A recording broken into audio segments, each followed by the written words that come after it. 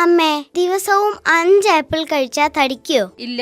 ആവൂ, എങ്കിലിനി എല്ലാ ദിവസവും 5 ആപ്പിൾ വീതം കഴിക്കണം. മിണ്ടാതെ നിൽക്കടാ. നിനക്ക് ഫ്രൂട്ട്സ് വാങ്ങാനല്ല ഇപ്പൊ വന്നത്. അച്ഛന് സുഖമില്ലാത്തതല്ലേ, അദ്ദേഹത്തിനാ ഫ്രൂട്ട്സ്. സുഖമില്ലാത്തവർക്ക് മരുന്നും ഗുളികയും പോരെ, വെറുതെ ആവശ്യമില്ലാത്ത ഓരോ ശീലങ്ങള്. അതെ, 1 കിലോ മുന്തിരി വേണം. നല്ലതാണല്ലോ. നല്ലതാണ് ചേച്ചി. വിഷം തളിച്ചതൊന്നും അല്ലല്ലോ, എന്റെ ഭർത്താവിന് കൊടുക്കാനാ. അയ്യോ, ഈ മുന്തിരിയിൽ വിഷം തളിച്ചിട്ടില്ല.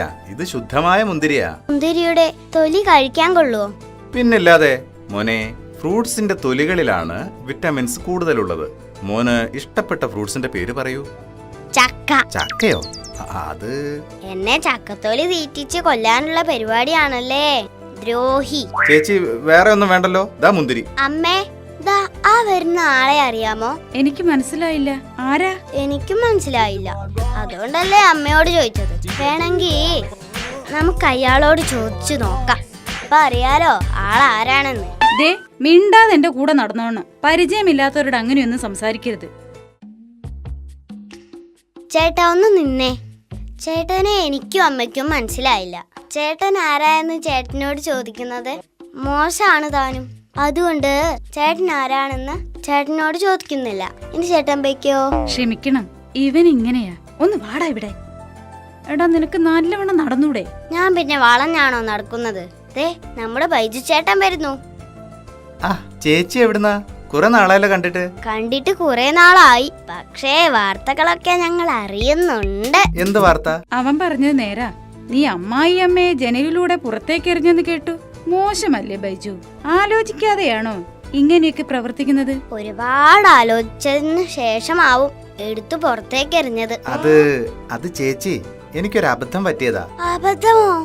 അമ്മായിയമ്മയെ ജനലിലൂടെ പുറത്തെറിയുന്നതാണോ അബദ്ധം? സോറി ടിന്റു മോനെ. എന്ത് സോറി? താഴെ കൂടെ പോകുന്ന ആരുടെയെങ്കിലും തലയിലാണ് വീണതെങ്കിലോ? റോഡിൽ ആരുമില്ലാഞ്ഞത് ഭാഗ്യം. ഹാവു, പ്രാർത്ഥിക്കാൻ പറ്റിയൊരു സ്ഥലം അന്വേഷിച്ച് നടന്ന് മടുത്തു. ഇവിടെ കൊള്ളാമെന്ന് തോന്നുന്നു. മനസ്സിന് സമാധാനം കിട്ടണമെങ്കിൽ പ്രാർത്ഥന തന്നെ വേണം.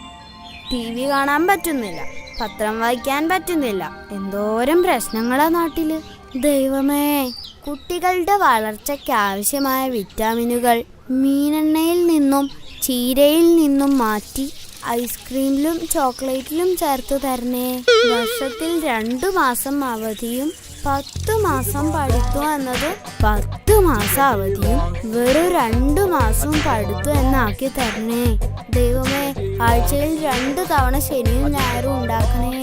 കണക്ക് മാഷ് ചൂരിലെടുക്കുമ്പോൾ ചൂരല് പാമ്പായി പോണേ. അപ്പ സാറ് ചൂരില് നിലത്തിട്ടോടും. നമുക്കല്ലേ അറിയൂ അത് നമ്മൾ തമ്മിലുള്ള ഇടപാടാണെന്ന്. ദൈവമേ, നിലത്ത് വീണ ഉടനെ ചൂരിലാക്കാൻ മറക്കല്ലേ. ഞാനീ പ്രാർത്ഥിച്ചതെല്ലാം നാളെ മുതൽ നടക്കണേ ദൈവമേ. അയ്യോ അയ്യോ. അതാരാ? ഇത്രയും കാര്യങ്ങൾ പെട്ടെന്ന് തീർക്കാൻ പറ്റാത്തതുകൊണ്ട് ദൈവം കരഞ്ഞതാണല്ലേ. സാരമില്ല, ഓരോ ദിവസം ഓരോന്ന് വീതം നടപ്പാക്കി തന്നാ മതി. അയ്യോ, എന്നെ രക്ഷിക്കണേ. ദൈവത്തിന്റെ ശബ്ദം ഇങ്ങനെയാവാൻ വഴിയില്ലല്ലോ. ഇതൊരുമാതിരി കാട്ടുപൂച്ചയുടെ ശബ്ദം. ആരാ? എവിടുന്നാ നിലവിളിക്കുന്നേ? അയ്യോ, ഇത് ഞാനാണേ. ഈ പൊട്ടക്കിണറ്റിന്നാണേ, രക്ഷിക്കണേ. ഒരാഴ്ചയായി ഇതിനകത്ത് വീണിട്ട്. അയ്യോ, എന്നെ രക്ഷിക്കണേ. ഈ പൊട്ടക്കിണറ്റിന്നാണേ, രക്ഷിക്കണേ. അയ്യോ, എന്നെ രക്ഷിക്കണേ. ഹലോ, ഏയ് ഹലോ, ഏയ്. അയ്യോടാ, എക്കോ. കിണറ്റീന്ന് എക്കോ. എക്കോയല്ല, ചാക്കോ. കിണറ്റീന്ന് ചാക്കോ. അത് ശരി, കിണറ്റീന്ന് ചാക്കായിരുന്നോ? ഞാൻ കരുതി മനുഷ്യന്മാരും വല്ലവരും ആയിരിക്കുമെന്ന്. നീ എന്തിനാ ചാക്കയെ കിണറ്റി ചാടിയത്? ചാക്കോ, താഴത്ത് വീട്ടിലെ ചാക്കോ. ചാക്ക് താഴത്ത് വീണെന്നോ? എപ്പോഴാ താഴത്ത് വീണേ? എടാ ദ്രോഹി, നിന്ന് സൊല്ലാതെ എന്നെ രക്ഷപ്പെടുത്താൻ എന്തെങ്കിലും മാർഗം അന്വേഷിക്കടാ. അമ്പോ, താഴത്തെ വീട്ടില് ചാക്കോ ചേട്ടനായിരുന്നോ? നിങ്ങക്ക് ഈ പൊട്ടക്കിണറ്റിൽ എന്താ കാര്യം? എന്തിനാ ഇവിടെ ഒളിച്ചിരിക്കുന്നത്? ചേച്ചി വീണ്ടും ചിരവയെടുത്ത് തല്ലിയോ? എടാ ദ്രോഹി, നിന്ന് സൊല്ലാതെ എന്നെ രക്ഷപ്പെടുത്താൻ എന്തെങ്കിലും മാർഗം അന്വേഷിക്കടാ. അതിന്റെ ആവശ്യമുണ്ടോ ചേട്ടാ? ഇല്ലാതെ പിന്നെ എടാ ഒന്ന് രക്ഷപ്പെടുത്തടാ, എനിക്ക് ഇനിയും ജീവിക്കാൻ ആശയുണ്ടടാ ടിൻഡു. അല്ല, ഒരു കാര്യം ചോദിക്കട്ടെ, ചേട്ടൻ എന്തിനാ അവിടേക്ക് പോയത്? മുത്തും പവിഴവും വെറുക്കാം. എടാ മരമാക്രി, ഞാൻ വീണതാ, ഭാഗ്യത്തിനൊന്നും പറ്റിയില്ല. നാട്ടുകാരുടെ നിർഭാഗ്യം. അവിടുത്തെ ജീവിതം എങ്ങനെയുണ്ട് ചേട്ടാ? പാമ്പും ചേരയും ഒക്കെ ധാരാളം ഉണ്ടാവുമല്ലോ. ഓ, ഒരു മനുഷ്യജീവി വരാൻ പ്രാർത്ഥിച്ചിട്ട് ഇങ്ങനെയൊരു സാധനത്തിനെയാണല്ലോ എന്റെ മുന്നിൽ കൊണ്ടിട്ടത്. എന്റെ ദൈവമേ.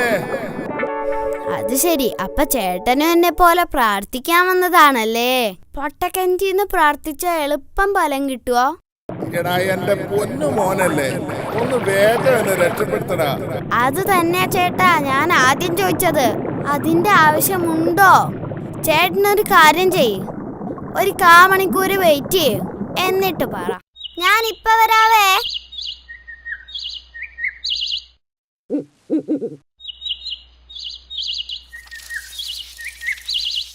അയ്യോ എന്റെ ദൈവമേ, എന്റെ തല പോയി.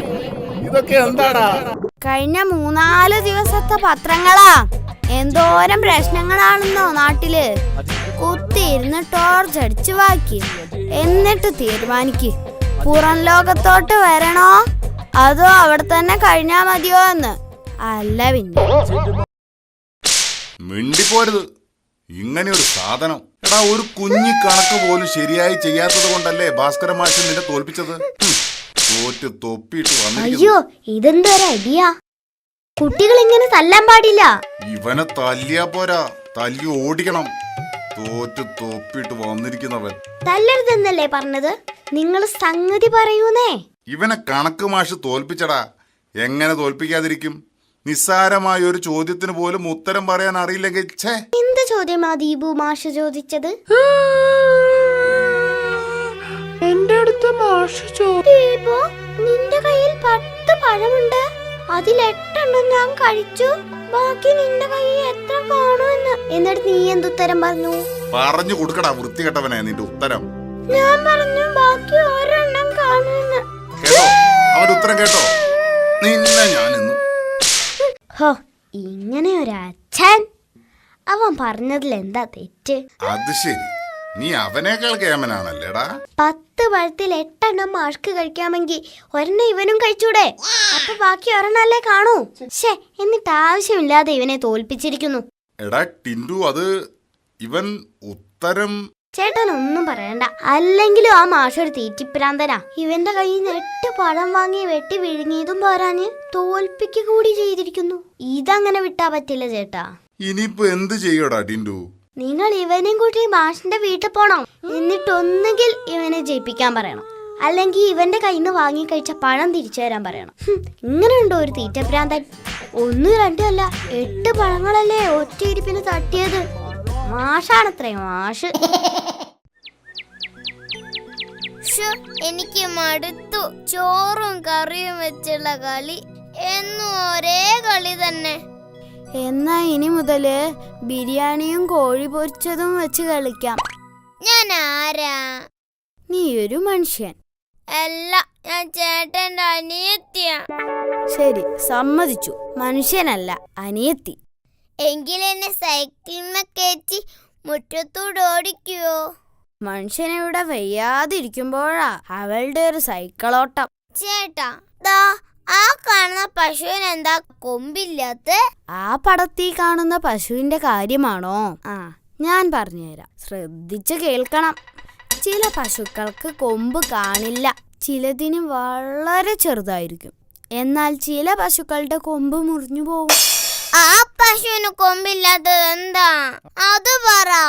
ആ പശുവിന് കൊമ്പില്ലാത്തത് അതൊരു കുതിര ആയതുകൊണ്ടാ. പശുവിനെയും കുതിരേനെയും തിരിച്ചറിയാത്ത കഴുത. ടിൻഡുമോനാ കഴുത.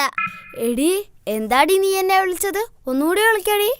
ടിൻഡുമോൻ കഴുത, ടിൻഡുമോൻ കഴുത. അങ്ങനെയാണല്ലേ? എങ്കിൽ ഞാൻ നിന്നെ കടയിൽ കൊണ്ടുപോകൂല. ഇനി ഞാൻ ചേട്ടനെ കഴുതാന്ന് വിളിക്കൂല. പ്ലീസ്, നല്ല ടിൻഡുമോനല്ലേ, എന്നെ കൂടെ കടയിൽ കൊണ്ടുപോണേ. വേണമെങ്കിൽ എന്നെ കഴുതാന്ന് വിളിച്ചോ. അറിയാം, അമ്മയോട് ചീത്ത കേക്കും. ഏയ്, അതല്ല. അച്ഛനോട് തല്ല് കിട്ടും. പിന്നെ തല്ലാനിങ് വരട്ടെ. അതൊന്നും അല്ലടി പെണ്ണെ പ്രശ്നം. പിന്നെ എന്താ എന്നെ കഴുതാന്ന് വിളിച്ച പ്രശ്നം? നിന്നെ കഴുതാന്ന് വിളിച്ചാലേ കഴുതകള് മാനനഷ്ടത്തിന് കേസ് കൊടുക്കും, അതുകൊണ്ടാ. അമ്മ, ഈ ചേട്ടൻ എന്നെ കണിയാക്കുന്നു. ഷോ, ഇവളിന്ന് എനിക്ക് തല്ല് വാങ്ങിത്തരും. ചിഞ്ചുമോളെ, ചേട്ടൻ വെറുതെ പറഞ്ഞതാ. എടി, പൂച്ചയ്ക്കും പട്ടിക്കും മാത്രമേ സംഘടനയുള്ളൂ, കഴുതകൾക്കില്ല. എന്നെ വിശ്വസിക്കൂ. ദേ, ഞാൻ നിന്നെ കടയിൽ കൊണ്ടുപോകാം. ഞാൻ കരഞ്ഞത് എന്തിനാന്നറിയാമോ? എന്തിനാ? കഴുതകള് കേസ് കൊടുത്താ ചേട്ടൻ ജയിലിൽ പോന്നത് ഓർത്തിട്ടാ. അധികം പതപ്പിക്കല്ലേ എന്റെ കുഞ്ഞു പെങ്ങളെ. ചിഞ്ചു, നിനക്ക് ഐസ് വാട്ടർ വേണോ സർബത്ത് വേണോ? എനിക്ക് ഐസ് വാട്ടർ മതി. ചേട്ടാ, ഒരു ഐസ് വാട്ടർ, ഒരു സർബത്ത്. ടിൻഡുമോനെന്താ ഐസ് വാട്ടർ വേണ്ടാത്തെ? ഓ, നമുക്ക് സർബത്ത് മതി. നീ ഐസ് വാട്ടർ കുടിച്ചോ, എനിക്കതാ സന്തോഷം. എന്തിനാടാ ആ കൊച്ചിനെ പറ്റിക്കുന്നത്? ഇതൊക്കെ എന്തോന്ന് പറ്റിക്കൽ ചേട്ടാ. ശരിയായ പറ്റിക്കല് കാണാനിരിക്കുന്നതല്ലേ ഉള്ളൂ. അതെന്താടാ അങ്ങനെ ഒരു പറ്റിക്കൽ? ഇപ്പൊ കാണിച്ചു തരാം. എന്റെ കയ്യിൽ കാശില്ല, പറ്റിച്ചേ പറ്റിച്ചേ. ഹൗ, അങ്ങനെ ഒരാളെ പറ്റിച്ചു. ഇനി നമുക്ക് കളിക്കാം. എന്ത് കളിയാ? ഓക്കെ, തുടങ്ങാം. നീ എന്തു പറഞ്ഞടി മൂദേവി? അടിച്ചു നിന്റെ പല്ല് ഞാൻ താഴെ ഇടും. ചുരുട്ടി കൂട്ടിക്കളെ ഞാൻ. അടങ്ങിയിരുന്നോളണം. പിന്നെ ഈ വീട്ടിൽ ആര് പറയുന്ന നടക്കാന്ന് നോക്കാം. നമുക്ക് നോക്കാം. ഒരു ഉപകാരമില്ലാത്ത സാധനം. നീയാ ഉപകാരമില്ലാത്ത സാധനം. എന്താ രണ്ടുപേരും കൂടെ രാവിലെ തന്നെ തുടങ്ങിയോ? എടാ, വഴക്കുണ്ടാക്കാതെ കളിക്കടാ. അയ്യോ, വഴക്കുണ്ടാക്കിയതല്ല, ഞങ്ങളെ അച്ഛനും അമ്മയും കളിച്ചതാ.